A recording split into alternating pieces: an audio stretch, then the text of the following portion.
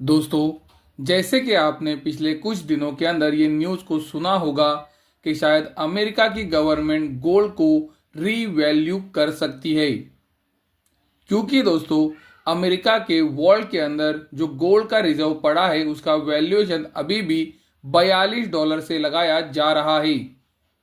तो सब ये बता रहे हैं कि पॉसिबिलिटीज अभी बढ़ रही है कि ये गोल्ड को रीवैल्यू किया जा सकता है। महत्वपूर्ण बात यह है कि कितने कीमत के ऊपर गोल्ड को रीवैल्यू किया जा सकता है। दोस्तों, मेरे हिसाब से मेरा पर्सनल ओपिनियन यह है कि गोल्ड को अभी की कीमतों के ऊपर रीवैल्यू किया नहीं जा सकता। इसका महत्वपूर्ण कारण यह है कि गोल्ड अभी फ्री मार्केट के अंदर काम कर रहा है, यानी कि गोल्ड की कीमतों को रोज डिसाइड किया जाता है। 1970 से पहले गोल्ड कंट्रोल मार्केट के अंदर काम करता था। इसका मतलब यह है कि गवर्नमेंट गोल्ड की कीमत तय करती थी, लेकिन 1970 के बाद से गोल्ड फ्रीली मार्केट के अंदर ट्रेड करता है और आप और हमारे जैसे या फिर बड़े बुलियंस और बड़े इन्वेस्टर गोल्ड सिल्वर की कीमतों को ट्रेडिंग से डिसाइड करते हैं। और इसीलिए मैं आपको बता रहा हूं कि मुझे नहीं लगता है कि अमेरिकन गवर्नमेंट अभी की कीमतों से ज्यादा गोल्ड को रीवैल्यू कर सकती है। तो अगर अमेरिकन गवर्नमेंट जो अभी की कीमत चल रही है $2900 वहां तक गोल्ड को रीवैल्यू भी करती है, तो उसका कोई बड़ा असर मुझे गोल्ड की कीमतों के ऊपर नहीं दिखता है। गोल्ड का रीवैल्यू करने के बाद अमेरिका की बैलेंस शीट के अंदर $750 बिलियन आ जाएंगे। दोस्तों, जैसे कि आप सबको पता है, अमेरिका का डेब्ट $36 ट्रिलियन का है। यानी कि गोल्ड को अगर करंट मार्केट प्राइस के ऊपर भी रीवैल्यू किया जाता है तो भी ये डेब्ट का सिर्फ 2% ही अमेरिकन गवर्नमेंट उनके बैलेंस शीट में ला पाएगी, जो कि बहुत ही कम है। तो इसका मतलब यह है कि मुझे नहीं लगता है कि गोल्ड का रीवैल्यूएशन अगर होता है तो उसका बड़ा असर गोल्ड की कीमतों के ऊपर आना चाहिए, क्योंकि मार्केट अभी फ्रीली काम करता है, ना कि गवर्नमेंट कंट्रोल के अंदर।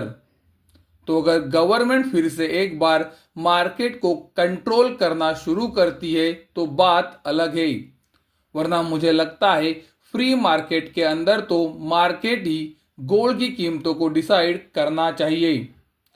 उसी तरह से ये न्यूज़ भी हम लगातार सुन रहे हैं कि अमेरिका के पास जो गोल्ड है उसे वो मोनेटाइज कर सकते हैं।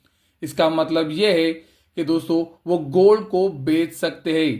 दोस्तों, जैसे कि हमने वीडियो के अंदर देखा, अगर करंट मार्केट प्राइस के कीमत के ऊपर भी गोल्ड को रीवैल्यू किया जाता है तो भी अमेरिका को सिर्फ $700 बिलियन मिलने वाले हैं, जो उनके डेब्ट का सिर्फ 2% है।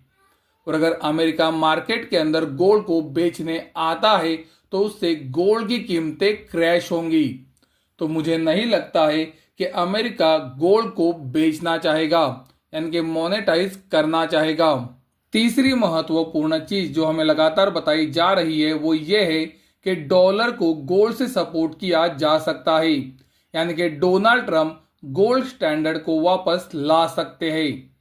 तो इसका मतलब ये होता है कि आप अमेरिका को डॉलर वापस करके उनसे गोल्ड रिटर्न में ले सकते हो। दोस्तों, क्या आपको ये पता है कि गोल्ड स्टैंडर्ड 1970 में कैंसिल क्यों किया गया? क्योंकि आप वीडियो के अंदर देख सकते हो 1965 से 70 के बीच में फ्रांस ने डॉलर को अमेरिका को देके उनसे गोल्ड लेना शुरू कर दिया था, यानी कि फ्रांस डॉलर के बदले गोल्ड ले रही थी और उस वजह से अमेरिका के अंदर गोल्ड की कमी हो रही थी और इसी वजह से ये गोल्ड स्टैंडर्ड को कैंसिल किया गया है। तो दोस्तों, क्या आपको लगता है कि फिर से एक बार गोल्ड स्टैंडर्ड को लाया जाएगा? क्योंकि आप सबको पता है दुनिया के अंदर सारी सेंट्रल बैंक्स अभी गोल्ड को खरीद रही है।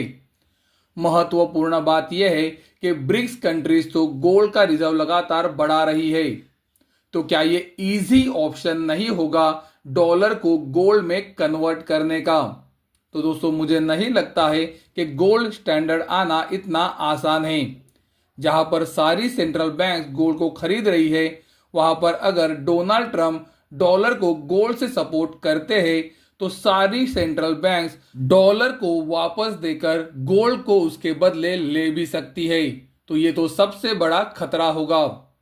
और दोस्तों इसी वजह से मुझे लगता है ये तीनों न्यूज जो अभी अभी आ रही है ये सेंटिमेंट वाइज गोल्ड के लिए पॉजिटिव हो सकती है, लेकिन इसका कोई बड़ा असर मुझे फंडामेंटली गोल्ड की कीमतों के ऊपर नहीं दिख रहा है। जैसे कि मैंने बताया कि गोल्ड को अगर रीवैल्यू करना है तो भी वो करंट मार्केट प्राइस तक ही अमेरिकन गवर्नमेंट कर सकती है।